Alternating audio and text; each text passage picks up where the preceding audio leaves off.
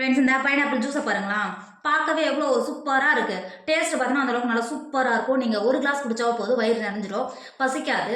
அந்த அளவுக்கு நல்ல டேஸ்ட்டாக இருக்கும், சூப்பராகவும் இருக்கும். இன்றைக்கி நம்ம விப்பிங் க்ரீமு பாலெல்லாம் சேர்த்து ஒரு சூப்பரான பைனாப்பிள் ஜூஸ் தான் செய்ய போகிறோம். எப்படி செய்யலான்னு பார்க்கலாமா?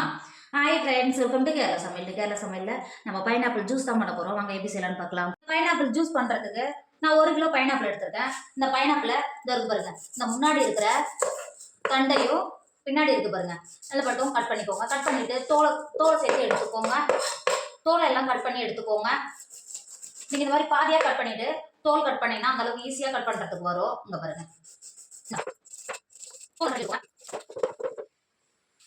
இப்ப பாருங்க நம்ம எடுத்த பைனாப்பிள் தோல்லாம் கட் பண்ணி எடுத்துட்டோம். இப்ப குட்டி குட்டி பீஸா கட் பண்ணிக்கோங்க.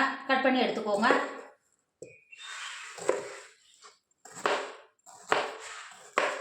இந்த அளவுக்கு குட்டி குட்டியாக கட் பண்ணி எடுத்துக்கோங்க.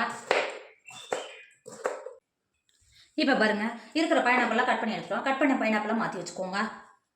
இப்போ ஒரு மிக்சர் எடுத்துக்கோங்க. நம்ம கட் பண்ணி வச்சுருக்கோம்ல பைனாப்பிளை மிக்சருக்கு மாற்றிக்கோங்க. மிக்சரில் மாற்றி கொடுத்துட்டு 2 டேபிள் ஸ்பூன் சக்கரை சேர்த்துக்கோங்க. நீங்கள் எடுக்கிற பைனாப்பிள் எந்த அளவுக்கு இனிப்பாக இருக்கோ அதுக்கு அனுசரித்து சக்கரை சேர்த்து கொடுத்துக்கோங்க.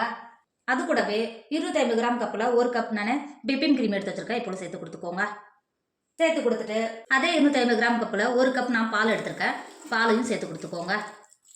பாலை சேர்த்து கொடுத்துட்டு மிக்ஸி மூடி போட்டு மூடி அரைச்சி எடுத்துக்கோங்க. பாருங்க, நம்ம அரைச்சது இந்த அளவுக்கு நல்லா ஸ்மூத்தாக இருக்கணும். இப்போ 2 கண்ணாடி கிளாஸ் வச்சுக்கோங்க. நாம் அரைச்ச ஜூஸை கண்ணாடி கிளாஸுக்கு மாற்றிக்கோங்க.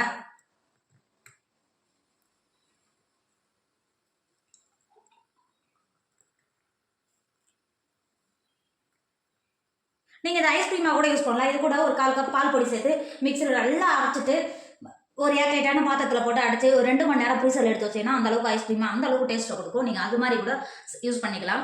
இப்போ பாருங்கள், நம்மளோட பைனாப்பிள் ஜூஸ் சூப்பராக ரெடி ஆகிடுச்சு. இதோட டேஸ்ட் பார்த்தோன்னா அந்த அளவுக்கு சூப்பராக இருக்கும். நீங்கள் பைனாப்பிள் வாங்கினா இந்த மாதிரி ஒரு தடவை பைனாப்பிள் ஜூஸ் பண்ணி பாருங்கள். குழந்தைங்க விரும்பி சாப்பிடுவாங்க. உடம்புக்கும் ரொம்ப ரொம்ப நல்லது. கண்டிப்பாக நீங்களும் ட்ரை பண்ணுங்கள். என்னோட வீடியோ உங்களுக்கு பிடிச்சிருந்தா உங்கள் ஃப்ரெண்டு உங்கள் ஃபேமிலிக்கு ஷேர் பண்ணுங்கள். மறக்காமல் கேரளா சமையல் சப்ஸ்கிரைப் பண்ணிக்கோங்க. தேங்க்யூ.